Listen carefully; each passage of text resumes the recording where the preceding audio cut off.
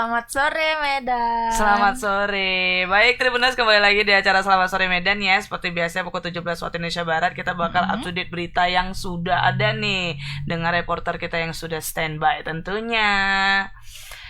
Nah, tanpa berlama-lama lagi, langsung aja kita ke berita pertama, Kak. Berita pertama ya. Oke. Langsung ya, gas-gas anaknya Gas ya. aja sih. Nggak mau basa-basi ya. Biar nggak basi gitu. Oke. Jadi berita pertama ini ada soal aksi kawanan maling sepeda motor nih, yang sampai membawa senjata tajam juga. Dan komplotan ini berjumlah 5 orang. Mereka datang ke sebuah masjid yang ada di jalan Helvetia. Di daerah Helvetia ya. Terus aksi mereka pun terekam kamera CCTV Tribunars. Jadi dari 5 orang ini datang ke masjid tersebut dengan 2 sepeda motor, satunya tartik bahasanya, tarik tiga. Tarik 3 ya. Nah, ada beberapa orang yang melakukan aksinya dengan membobol kunci, ada juga yang standby di sepeda motor, terus ada juga yang kayak memantau sambil membawa senjata tajam. Bawa saja mereka. Jadi di dalam CCTV itu juga terlihat kalau para kelompok ini sebelumnya sudah berhasil membobol 1 sepeda motor.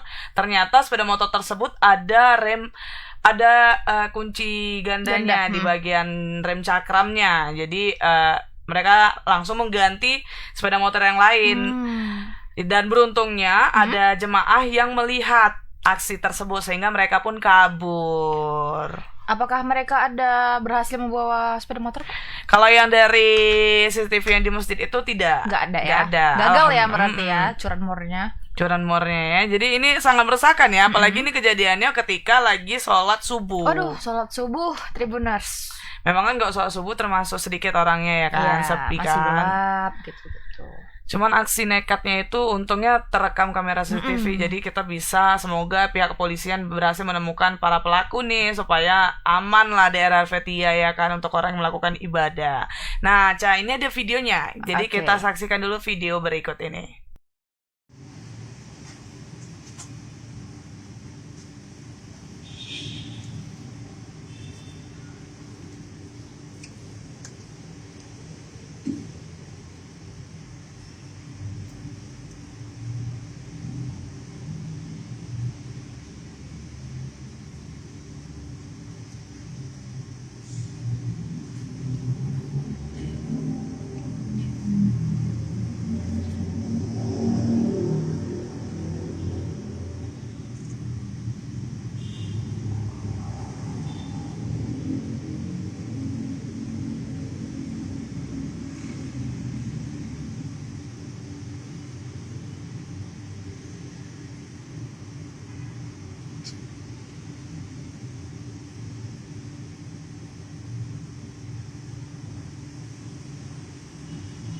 Nggak kabur tuh nggak balik lagi ya.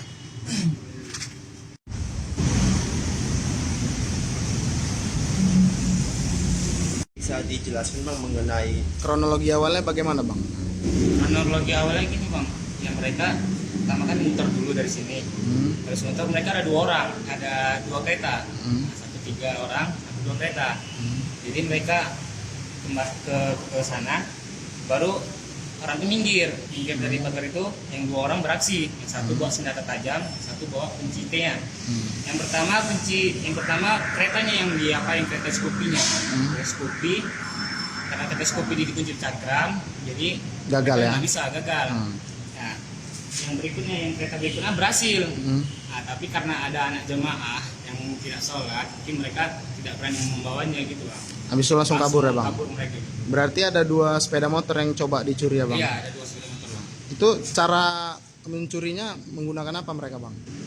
Yang satu dia membawa celurit, yang satu lagi yang bawa kunci T-nya Bang.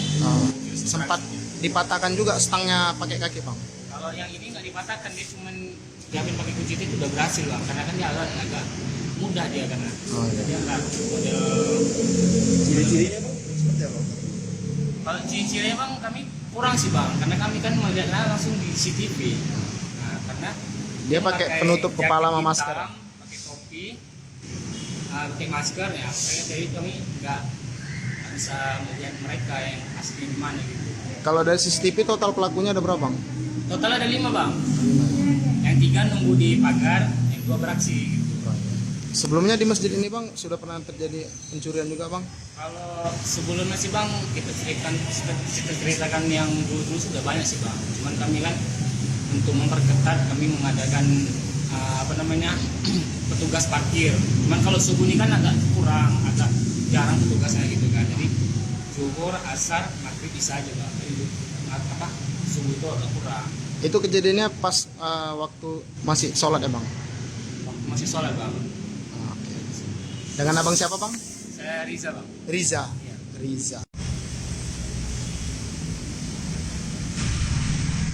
Itu udah diceritain ya kronologi lengkapnya aja 3 orang. Kelihatan tapi ya Kanca tadi ada celuritnya. Iya, Itu dipegang. suara ilahi dari mana itu ya? Itu suara dari mana itu? Dari abang reporter sepertinya. Oke, bocor ya, bocor. Serem kali loh dia bawa celurit. Oke, ini udah terhubung sama reporter nih, ada Bang Freddy ya. Halo, Belum Bang dipanggil Freddy. udah muncul modelnya Bang Freddy nih ya. Ajaib memang.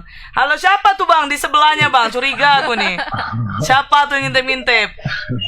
Ya halo Molly, sama siapa satu lagi nih? Ada siapa? Ica. Itu siapa Ica. di sebelah Bang?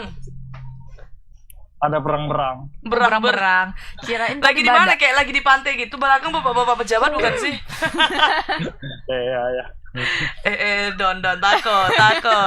Oke, Bang Freddy, ini gimana Bang kronologi lengkapnya? Tadi kan udah diceritain juga kronologinya sama penjaga masjid itu ya, kayaknya ya. Marbot atau gimana? Abang Riza tadi. Ya, jadi salah satu penjaga masjid ya. Memang kejadiannya itu semalam itu sekitar jam 5 subuh saat jemaah masjid itu lagi sholat. Jadi tiba-tiba 2 sepeda motor dengan satu berboncengan 3 atau tartik, kemudian satunya lagi 2. Nah, dari 5 ini 2 yang beraksi masuk ke area masjid, ke parkiran masjid dan beraksi. Jadi dalam aksinya ini salah satunya itu sebagai eksekutor dan memegang kunci T, dan satunya lagi itu mengawasi sambil memegang celurit. Jadi target awalnya adalah mereka mau membawa sepeda motor Honda Scoopy yang terparkir itu, ternyata setelah berhasil dibuka stop kontanya, ternyata di cakramnya itu digembok sehingga nggak jadi dibawa. Jadi si eksekutor yang memegang kunci letter T ini mengubah sasaran yang awalnya Scoopy ke sepeda motor yang ada di depannya. Nah kemudian ketika itu berhasil membongkar sepeda motor yang di depannya, namun ketika mau dibawa ini, mau dimundurkan, ternyata sudah pergaulan sampai akhirnya mereka itu kabur. Jadi aksi pencurian ini menggunakan celurit itu gagal akhirnya. Jadi tidak jadi mereka membawa sepeda motor. Begitu Molly dan Ica. Oke. Bang, ini terkait hal ini kan juga pengakuan dari yang menjaga masjid Bang Rija ini tadi memang sudah lumayan sering ya, sampai ada dibuat juru parkirnya nih untuk di jam-jam waktu sholat. Apakah atas kejadian ini yang sudah terekam kamera CCTV ini pihak masjid ada membuat laporan ke kepolisian, Bang?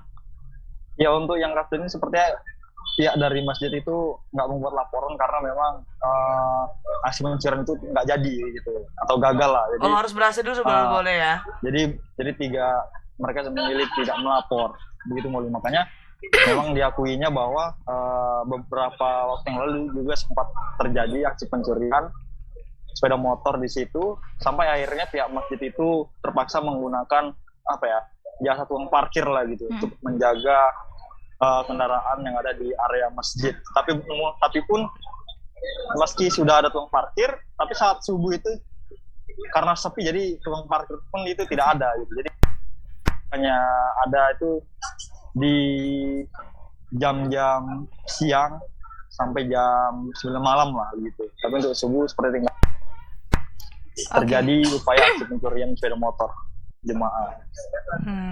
Nah, lalu Bang Freddy, setelah kejadian ini, nah alhamdulillah kan gagal nih. Apakah ada tindakan lain yang diambil oleh pihak penjaga masjid untuk mencegah lah, jangan sampai lah ada pencurian lagi gitu? Iya, nantinya mereka akan berupaya supaya tukang parkir itu tetap menjaga saat subuh juga begitu. Akan tetapi mereka juga mengimbau supaya jemaah itu melengkapi sepeda motornya dengan kunci ganda. Jadi ketika terjadi pencurian itu masih ada cadangan atau gembok satunya lagi, seperti yang barusan terjadi itu. meski stop kontak sudah berhasil dibongkar, tapi masih ada gembok yang ada di cakram di bannya, sehingga menyulitkan mereka untuk mencuri sepeda motor jemaah. Oke, Bang, abang sendiri ada nggak sih kasih tunjuk video CCTV ini ke polisi-polisi yang abang kenal lah, supaya ada, mungkin udah ada abang tanya untuk konfirmasi terkait hal ini juga ke polisian, ada nggak bang? Sejauh ini karena memang pelaku itu sulit diidentifikasi ya. Jadi dan juga belum ada laporan, jadi polisi sejauh ini belum ada bertindak seperti ya. Karena memang kita lihat itu pelaku itu menggunakan topi, jaket dan masker saat beraksi gitu. Bang, ini kan pelakunya 5 orang, yang tertangkap CCTV hanya 2, yang 3 lagi nggak ketangkap kamera, dan sepeda motor yang mereka gunakan ada apa? masuk CCTV juga ya? Masuk CCTV juga apa enggak? Kan bisa dilacak tuh dari platnya. Iya, mereka itu agak jauh parkirnya, di luar dari masjid dan di luar dari jangkauan CCTV lah gitu. Tapi memang pergerakannya kelihatan, tapi untuk plat kendaraannya itu tidak kelihatan. Jadi hanya orangnya aja, jumlahnya 5 orang dan 2 sepeda motor begitu. Cah. Cah. Ujungnya harus cah gitu ya. Kaget lo ya. Baik, terima kasih Bang Freddy atas laporannya Bang. Selamat beraktivitas kembali. Selamat sore. Iya, selamat sore Molly, Cah. Aduh, rawan ya kan, Kak. Dan hilang habis itu dia. Tapi kayak memang sekarang pun jadi kalau mau bawa kendaraan. Masjid ini udah jadi tempat yang rawan untuk kereta, untuk sepeda motor khususnya yang Ica tahu. Jadi kayak orang juga takut kalau mau sholat bawa kereta gitu, karena kayak kebanyakan kereta hilang itu ya di mana-mana juga. Tapi salah satunya masjid itu juga banyak kereta yang hilang di situ. Padahal itu tempat ibadah loh. Yang ngeri lagi tuh kayak maling sekarang tuh kuat mental kali ya. Padahal kayak pasti dia tahu di itu ada CCTV di situ kan, dia nggak mungkin digas dia aja. Malah bawa celurit juga kan dianya. Oke. Itu celurit mungkin niatnya kalau ada yang masa orang itu ya, jadi langsung ada pembelaan diri dari mereka lah gitu.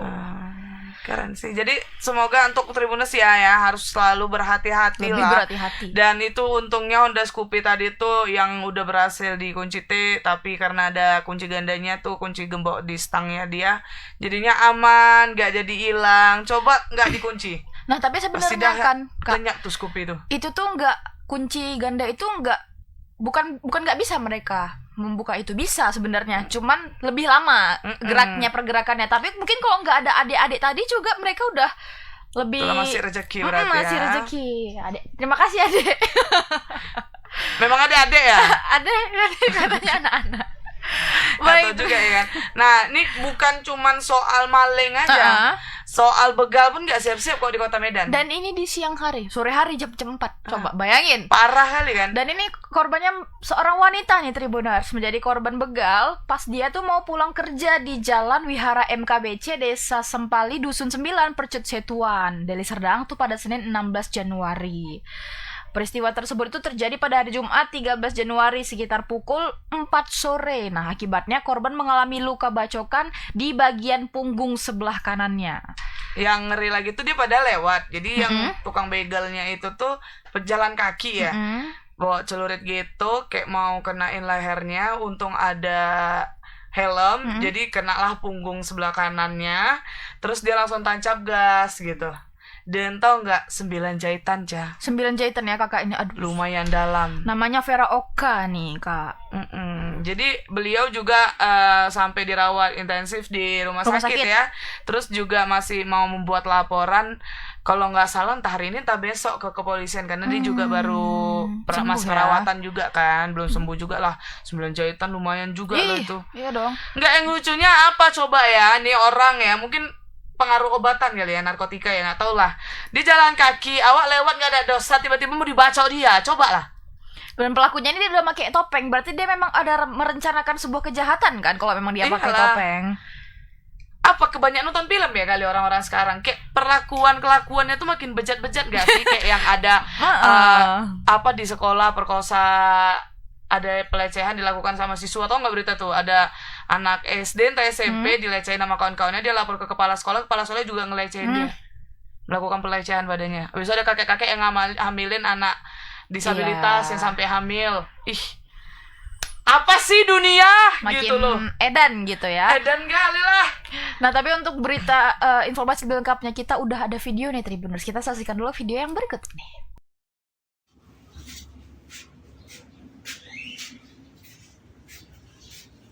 Kak, selamat siang Kak. Atas nama siapa Kak? Eroja. Kak, boleh dijelaskan Kak kronologi begal kemarin Kak? Bagaimana Kak ceritanya Kak? Pas itu kan mau pulang kerja. Jadi lewat dari wihara itu mau belok. Rupanya si begal ini keluarin celuritnya. Mau diberhentikan. Nah gitu kan belok-belok. Itulah nabrak tembok.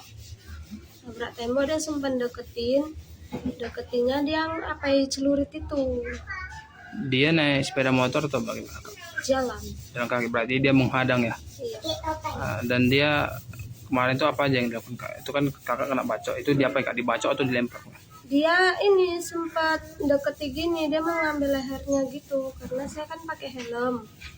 Jadi dia deketin ini mungkin ditempelkannya celuritnya gitu. Udah nggak terasa kalau ini diapain nama dia. Oh, di awal nggak terasa ya? Enggak, itu sempat nabrak tembok juga, hampir mau jatuh. Jadi saya ngegas aja. Oh, berarti Kakak dengan panik aja ya? Iya, udah gitu nengok ke belakang, dia mau lempar celuritnya lagi, ngebut aja. Kalau dari perawakannya Kakak tahu ciri-cirinya Kak?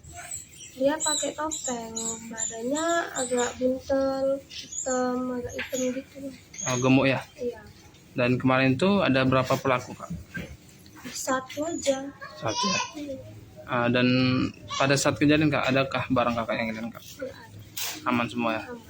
Itu ketahunya kena bacok itu pasti mana Kak? Pas ini tol mati tuh, nengok ke belakang, berdarah, ngebut aja sampai ini. Oh, udah jauh. Udah Itu lukanya di bagian mana Kak? kanan sebelah sini bahu. Jadi itu ada berapa jahitan sekarang Kak? Dalam 4, luar 5, 9. Ada 9 jahitan ya? Kondisi Kakak sekarang udah bagaimana Kak? Udah agak lumayan sih, tapi agak denyut sedikit. Ini kasusnya udah Kakak laporkan ke polisi Kak? Laporkannya besok, tapi polsek udah datang ke rumah. Udah ada tindakan ya? Dan ini Kak, apa harapan Kakak Kak?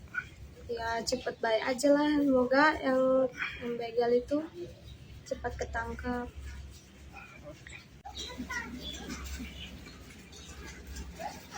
Panik.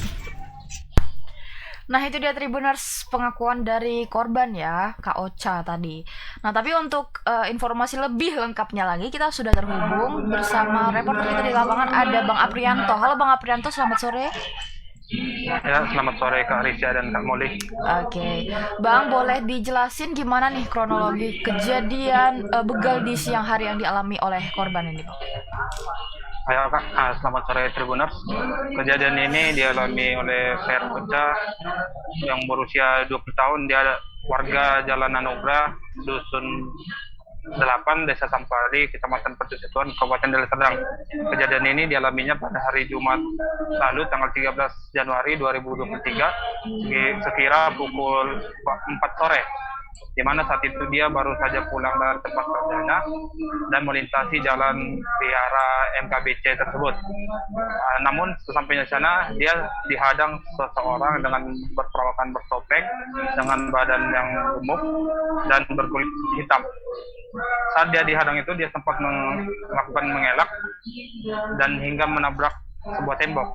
Dan di saat dia menabrak tembok itu pelaku mendekati dia dengan mengayunkan senjata tajamnya ke arah lehernya, namun tidak terkena, hingga celurit tersebut terkena ke bagian punggungnya di sebelah kanan. Luka bacokan tersebut pun cukup parah, yang dimana dia sempat mendapatkan perawatan intensif di sebuah klinik di kawasan Pertusituan, hingga baru hari Minggu kemarin dia pulang ke rumah setelah kondisinya membaik. Luka tersebut pun mendapat jahitan sebanyak 9 jahitan, yang dimana jahitan pada luka dalam sebanyak 4 dan di bagian luarnya ada sebanyak 5 jahitan. Akibat begal ini pun dia sempat mengalami ketakutan dan trauma dikarenakan dia hampir meregang nyawa diakibatkan pelaku tersebut. Dan kejadian ini pun belum dilaporkan dia ke pihak kepolisian, namun dia mengaku pihak polisi dari Polsek Pertusituan sudah mendatangi rumahnya untuk memintai keterangan kasus tersebut. Dan tadi pun saya sempat konfirmasi ke Kapolsek Persisituan Bapak Kompol Agustiawan, dia mengatakan kasus ini sedang dalam penyelidikan dan pengembangan. Dan dari informasi yang saya dapatkan yang terbaru, pihak kepolisian dari Polsek Persisituan itu sudah mengidentifikasi identitas pelaku, namun belum sudah dapat mulai dibeberkan. ada ya titik terangnya ya. Tadi pengakuannya udah ada Kak identifikasinya, namun belum dapat disebutkan Kak. Oke. Dan si korban ini pun berharap pelaku itu dapat cepat ditangkap karena dia masih merasa takut jika pelaku masih berkeliaran. Ditakutkannya di kemudian hari terjadi hal serupa karena Oke, Bang lintasan Aprianto. tersebut ya, Kak. Sorry Bang, ini dari korban sendiri bagaimana kondisinya saat ini? Terus apakah korban ada merasa punya orang yang punya dendam dengan korban, Bang? Dari pengakuannya dia selama ini tidak pernah punya masalah Kak, karena memang aktivitas dia itu setiap harinya bekerja dan kondisi dia saat ini pun sudah lebih membaik dibandingkan di hari pertama kali kejadian. Namun tadi tangan sebelah kanan dia masih susah digerakkan karena memang rasa sakit yang dia rasakan itu Kak. Oke Bang, nah ini kan kejadiannya sore nih. Apakah di pas kejadian itu nggak ada orang lain gitu yang melihat atau menolong atau menangkap pelaku dan sebagainya? Memang Kak lintasan tersebut cukup sepi Kak, karena memang di pinggir jalan tol Kak. Oh jadi Memang memang pas lokasi kejadian sepi. posisinya memang benar-benar hanya kakak ini dan pelaku gitu? Iya Kak, di Oh. TKP itu hanya pelaku dan korbannya Kak. Nah, terus kondisi korban saat ini seperti apa, Bang? Apakah jahitannya sudah bisa? Apakah bakal ada cat-cat yang bakal ada di Meninggalkan. tubuh korban? Kalau untuk lukanya itu Kak berkemungkinan bakalan membekas Kak, karena memang luka sobeknya cukup parah Kak. Oke. Tapi udah berarti nggak ada dirawat di rumah sakit ya, Bang? Di rumah aja ya? Pada hari pertama Kak dia sempat dirawat di sebuah klinik untuk mendapatkan perawatan itu Kak. Namun kemarin pada hari Minggu dia sudah kembali pulang ke rumah Kak. Oke. Baik, Bang Aprianto, ini Abang lagi di undangan ya? Ngeri kali suara kibotan itu, Bang. Itu kibotan sebelah Kak. Oh iya. Baik, terima kasih Bang Terima kasih. Aprianto atas laporannya. Selamat beraktivitas kembali. Selamat sore. Selamat sore Kak Moli dan Kak Risya.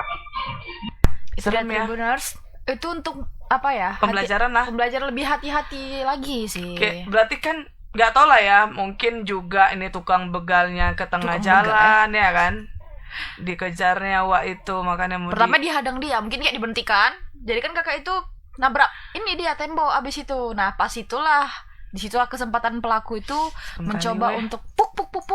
Tadi Cang kiranya kayak apa nggak ada orang lain gitu kan? Itu kan masih sore rupanya. karena Memang sepi. sepi jalanan itu. Dan Memang kakak itu berbahaya itu ya kalau jalan sepi. mungkin ya. kakak juga kayak ngerasanya ya udahlah aku setiap hari lewat sini kan gitu kan ngerasanya. Rupanya Cuman ada. istilahnya juga masih jam 4 sore, masih terang gitu. Iya. Pasti kita sebagai cewek, aku pribadi juga walaupun jalan sepi kalau masih terang masih udahlah oke-oke gitu. aja lah Ah, gitu ya. Tapi kalau udah gelap jalan sepi itu baru dihindarin. Cuman ya itulah tadi ya, dunia makin tidak baik-baik saja. Otak-otak yang waras pun mulai menipis sedikit nih ya. Takut ya. Chan, ada rasa takut gak sih Chan kayak gini Lebih kayak gini? khawatir gitu sih. Mau kemana-mana awak takut maling belum tuh. Awak tinggal di rumah maling ke rumah. Awak di rumah aja awak suntuk.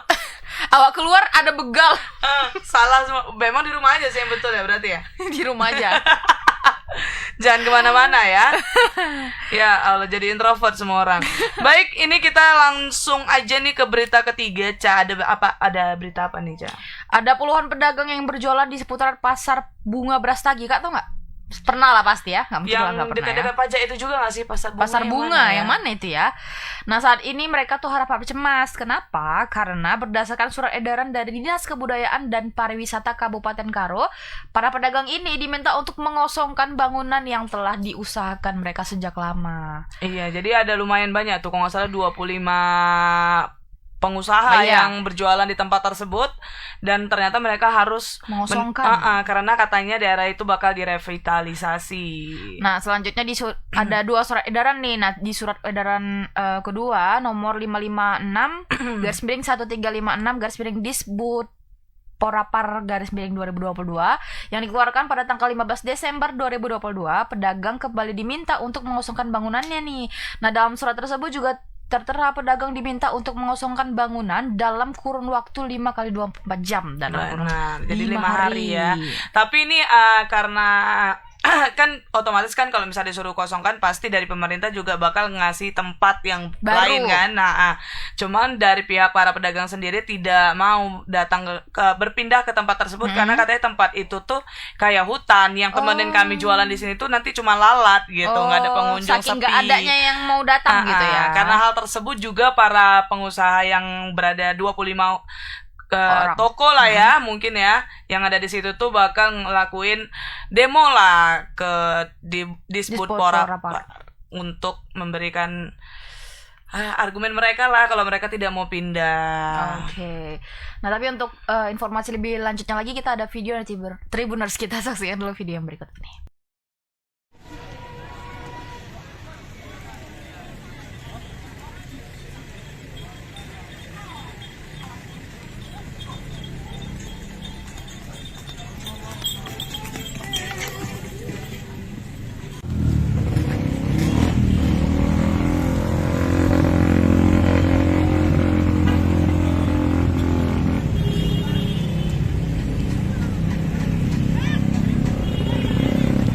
Kami tidak mau, macam mana pun kami tidak mau. Tetes air, tetes darah, enggak apa. Kalau aku enggak mau, kami semua enggak mau. Pedagang sudah 40 tahun harus parkir di sini. Nah, bilangnya gini, bilang Bapak Dinasti, Bapak Monar, bilangnya ini bikin warung kaget. Kami enggak setuju. Nah, itu aja. Betul Pak, saya bilangnya kami apa liar, tapi kami bayar 60.000 satu orang, satu kios tiap bulan. Kalau kami dia memberikan kasih sayang sama kami lantaran kami orang pedagang yang miskin ini, kalian nempati bilangnya dulu sama kami. Namun ini penggusurannya ini tiba-tiba. Ya, kami digusur tanggal berapa Pak Bit? Ya, tanggal berapa kita? Hari Jumat kemarin. Jumat ini kami yang kedua ini. Kedua kami dapat surat bahwa digusur bilangnya hari Senin jam 10. Udah ada rapat nggak kita ini? Kami belum ada. Lantaran kami nggak boleh. Coba kami pikirkan, hari Jumat jam 6 kasihnya surat sama kami. Kapan lagi kami ngobrol sama dia? Pokoknya pertama dulu katanya 24 jam dibongkar, sudah kami ngobrol ke SKB. Bukan aku sendiri, kami ada, ini dulu bikinnya 15 orang. Kami ke kantor Bupati. Untuk mempertanyakan ini? Mempertanyakan ini, jangan kami bertahan. Enggak mau kami digusur. Enggak mau kami digusur. Hasilnya, rapatnya itu enggak ada perapatan apa itu. Membangkang semua. Oh, tidak ada hasil? Enggak ada. Pindahnya bilangnya ke hutan. Ke Taman Jojua. Apakah itu layak bilang klien itu taman kalau ke sana kami jualan? Sementara wajib bayar masuk. Dan semua Semua tamannya di tamu kerangkeng masuk ya? semua, ya. Nah, itu salah satu pedagang tuh yang menolak untuk pindah tempat. Sudah 40 tahun dia, lebih tua dia jualan daripada awak. Awak masih 15 tahun. Oh, 15. Adik lah, adikan saya ya berarti. Nah, itulah dia dengan emosinya tadi ibu itu ya. Sebagai pedagang yang mungkin dia kayak udah ada lama aku di sini, kenapa aku dipindahin ke tempat yang pembelinya hanya lalat tadi. Lalat ya. Perumpamaannya itu loh, lalat gitu. Nah, tapi untuk serem ya tapi kalau ada mama-mama beraksi itu ya. Mau ke kantor bupati tadi katanya kan. Jadi untuk lebih lengkapnya nih Tribuners, kita ada Bang Nasrul. Halo Bang Nasrul. Selamat sore Bang. Mana mukanya nih? Bang Nasrul. Mana tampang awak? Halo Bang Nasrul. Oke, kita tunggu dulu ya. Ada gangguan teknis nih berarti nih. Baik, jadi Tribuners, aku bakal baca nih. Katanya nih mereka bakal ke kantor bupati pada hari Senin hari ini ya. Hari ini. Jadi tanggal 16 Januari 2023. Jadi aksi besok ditujukan agar pembongkaran tidak jadi dilakukan. Tapi sebenarnya bisa ditanya juga ya, pembongkarannya itu emang untuk apa nih? Revitalisasi yang bagaimana gitu kan. Nah, apakah setelah selesai proses itu si pedagang ini boleh berjualan lagi atau gimana? Kalau dipindahin sih harusnya memang dia tetap di sana. Nah, kenapa tempatnya sama itu kayak kejadian di sini itu yang dipilih? buku, yang jual-jual buku-buku itu yang di Merdeka Walk. Titik gantung. Ya kan? Titik gantung itu, itu kan dipindah juga tuh. Tahu nggak sekarang di mana? Di mana, Kak? Di dekat rel kereta api yang jalan mau ke JW. Ya aku nggak tahu nama jalan, ya Allah, maaf Tribuners. Ada tuh. Di sekitar Lapangan Merdeka juga ya? Enggak lah, lumayan jauh juga dari Lapangan Merdeka. Pokoknya dekat rel kereta api yang kita mau ke dari bingung. Nah, Tribuners pasti tahu.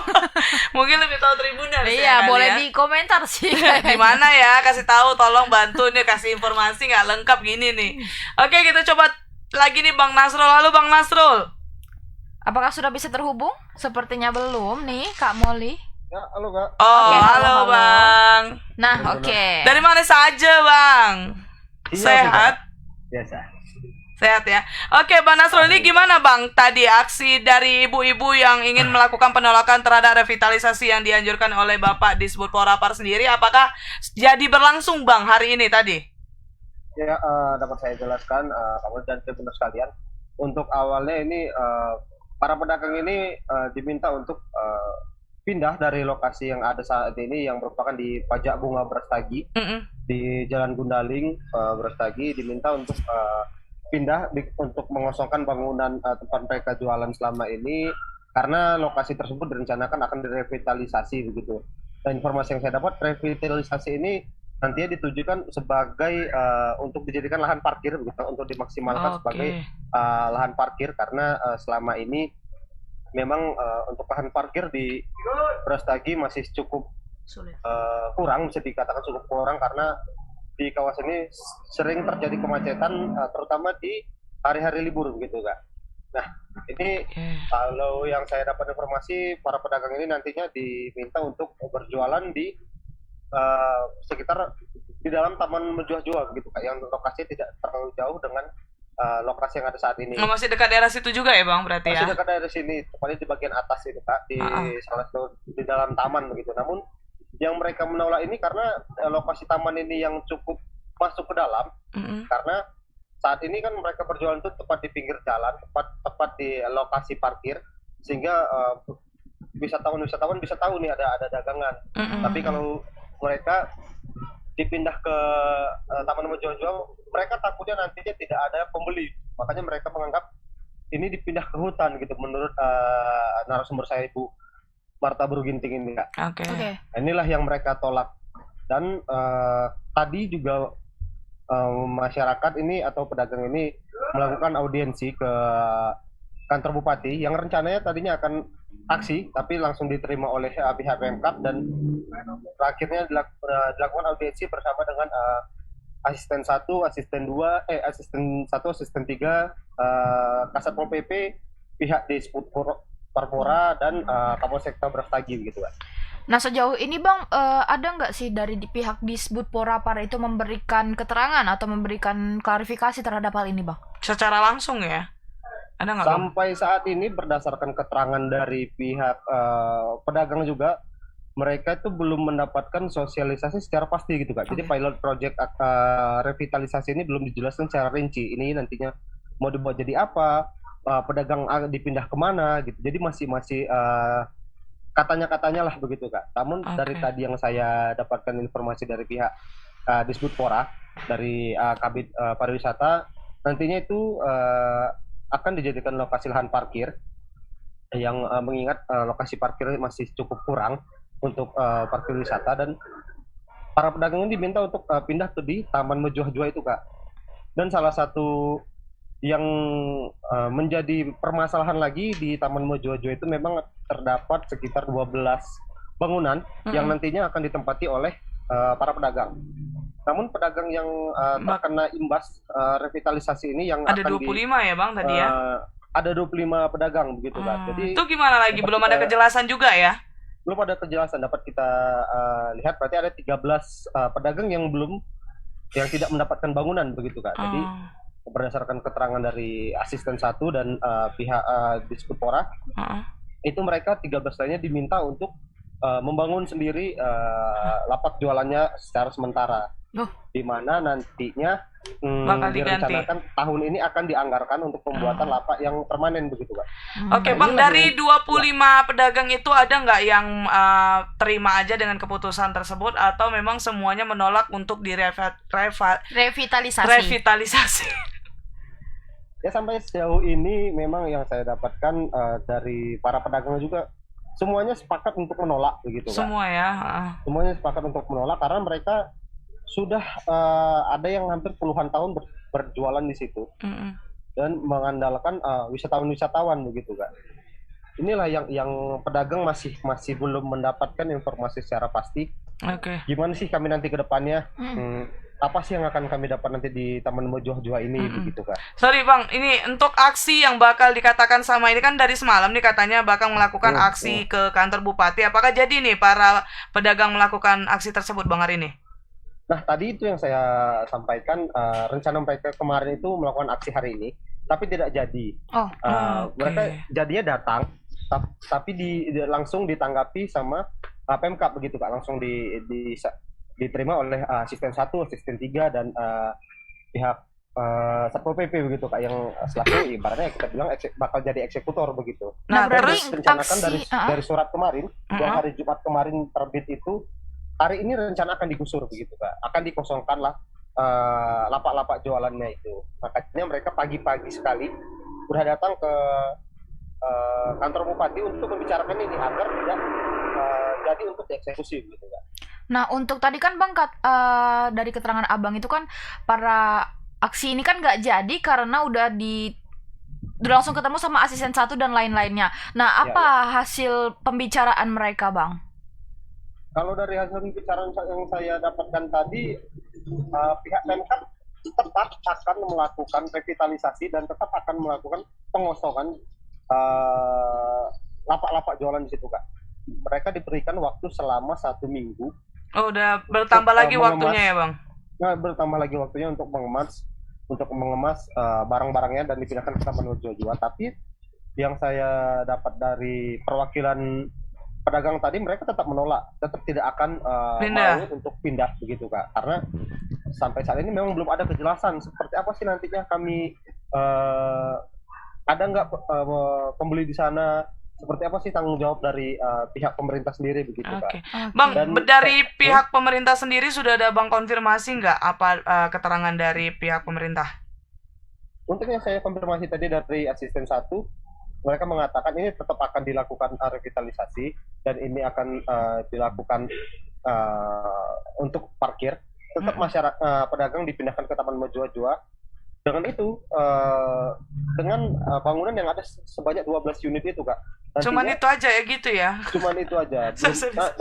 Dan satu lagi, untuk Taman Mojojoa sampai saat ini tuh masuknya itu dikutip retribusi sekitar 4.000 atau 5.000. Dan sekarang sampai saat ini perdanya itu masih masuk dalam taman wisata begitu, Kak. Sementara itu seharusnya kalau menurut masyarakat menjadi taman kota gitu. Nah, nantinya inilah yang menjadi problem bagi pedagang. Nantinya kalau misalnya ini masih diterapkan dengan sistem yang sama, pengunjung pasti akan berkurang, jauh berkurang. Dan seperti yang kita lihat juga banyak wisatawan dari luar daerah menanyakan, ini masuknya dari mana Taman Mojojoa ini? Ini masuknya dari mana? Karena ada pintu utama. Banyak orang yang nggak tahu berarti masih ya, Bang? Jalan, masih banyak yang nggak tahu, Kak. Jadi ada pintu utama, pintu gerbang utama itu nggak pernah dibuka kecuali kalau ada event.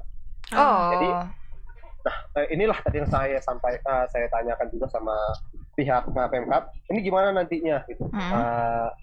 Asisten 1 menjelaskan kalau nantinya ini akan diubah.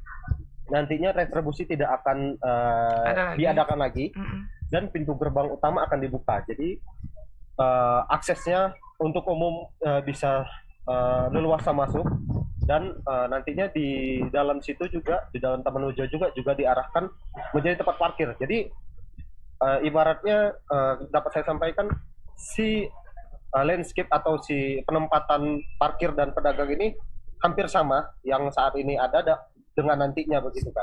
Hanya dipindah tempat. Tapi ini masih menjadi ketakutan bagi para pedagang sendiri. Benar gitu, sih Bang, karena banyak orang yang nggak tahu akses ke sana kan, otomatis nggak ada orang yang lewat juga. Ya. Bang, apalagi terkait soal cuman 12 toko nih yang disediakan untuk revitalisasi ini. Pihak pemerintah nggak ada beri konfirmasi terkait hal itu, Bang? Tadi saya konfirmasi juga, ini bagaimana? Tentunya nanti akan jadi blunder juga. Bener, masa berebut kan, nggak mungkin gitu.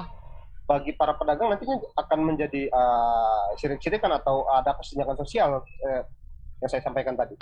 Sedangkan 25 kan ada pedagang. ini dulu yang ada, nantinya di tahun ini akan kita angkatkan untuk pembuatan bangunan permanen begitu Kak, untuk menampung 13 pedagang sisanya. lainnya. Cuman kan istilahnya mau dibongkarnya sekarang, tahun depan mau dikasih anggarannya, kapan dibuatnya? Masa dia nggak jualan kan gitu juga kan ya? Nah inilah yang masih yang pemerintah juga masih belum bisa memastikan nantinya bangunan itu saat nantinya pindah sekarang disediakan sama Pemkab begitu Kak. Sampai saat ini pemerintah masih yang ada 12 itu dulu begitu Kak. Nggak mau tahu ya, pokoknya aku ada 12 kok harus pindah gitulah bahasanya ya. Secara kasarnya seperti itu. Okay. Namaste. Namaste. Baiklah, kalau gitu Bang Nasrul, terima kasih Bang. Ditunggu update dari pihak laporannya nih. Disebut poraparnya ya Bang ya. Terima kasih ya Bang. Selamat beraktivitas kembali Bang Selamat Nasrul. sore. Wah. Ya maksudnya gini ya, rakyat itu kan butuh kejelasan juga. Kalau memang ada kebijakan yang ingin dibuat oleh pihak pemerintah, ada baiknya dikasih solusi yang juga sebaik-baiknya agar win-win solution gitu. Kalau misalnya kalian suruh dia pindah maksa, oke, mungkin itu bukan bangunan dia entah apa, tapi dia sudah berjualan di situ selama 40 tahun. Dan terus kalian disuruh pindah dia ke tempat yang tidak menunjang lah dari tempat dia yang sebelumnya. Tidak cukup untuk orang-orangnya. Bahkan kurang lagi dari yang seharusnya kalian sediakan gitu. Kayak Dan ini juga mereka kan pejuang rezeki gitu ya, mencari rezeki loh ini. Nah, semoga aja ditemukan jalan keluar yang kayak Kak Molly bilang tadi, win-win solutionnya ada secepatnya dari pemerintahnya ya, apalagi memberikan sosialisasi nih terkait revitalisasi tadi itu belum ada juga kan ke pedagang-pedagang setempat juga, banyak yang bingung juga seperti apa waktu didatangin untuk melakukan aksi juga. Cuma diwakilkan gitu.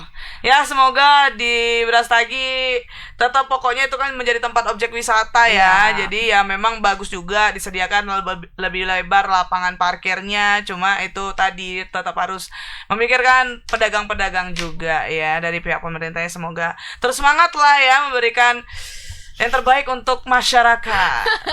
Baiklah, Tribuners, itu dia 3 berita kita hari ini nih. Tadi yang pertama ada berita apa, Ca? Ada percobaan pencurian di masjid di Helvetia, namun gagal. Nah, lalu yang kedua apa, Kak? Ada aksi begal yang terjadi di sore hari ya di daerah Percut Setuan yang membuat korban mendapat 9 jahitan di punggungnya. Akibat dicelurit. Dibacok nih sama begalnya. Terus yang ketiga tadi berita yang barusan soal dari Brastagi ini pasar bunga ya. Soal revitalisasi yang bakal dibuat dan mengharuskan 25 pedagang pindah nih gitu. Tapi banyak kontranya ya ternyata dari kebijakan yang dibuat oleh pemerintah disebut Porapar. Baiklah Tribuners, aku mau info juga nih untuk kalian kalau misalnya mau cari berita up to date, teraktual, terkini, termenarik, lah pokoknya ya kan. Kemana itu? Kalian bisa langsung aja ke website kita, ada di www.medan.tribunnews.com atau ada di media sosialnya di mana, Cak? Ada di Instagram, di Facebook, di YouTube, di TikTok, Snack Video. Pokoknya Tribuners harus follow semua akun media sosial Tribun Medan. Banyak semuanya di situ ada ya kan. Terus juga kalau misalnya kalian mau cari tempat wisata terkini, up to date juga ya kan, atau kafe-kafe yang menarik di Kota Medan. Apalagi ya kuliner lah ya. Kalian bisa langsung aja cek di media sosial kita, ada di Tribun Medan Explore. Nggak pakai langsung X, Tribun Medan Explore. Ada di YouTube, TikTok dan juga Instagram. Baiklah Tribuners, terima kasih nih sudah menyaksikan Selamat Sore Medan hari ini. Pastikan untuk selalu menyaksikan Selamat Sore Medan setiap hari Senin sampai Jumat pukul 17 waktu Indonesia Barat. Kalau gitu aku Molly, aku Risha beserta kru yang bertugas pamit undur diri. Bye Tribuners. Bye. Assalamualaikum warahmatullahi wabarakatuh. Selamat Sore Medan.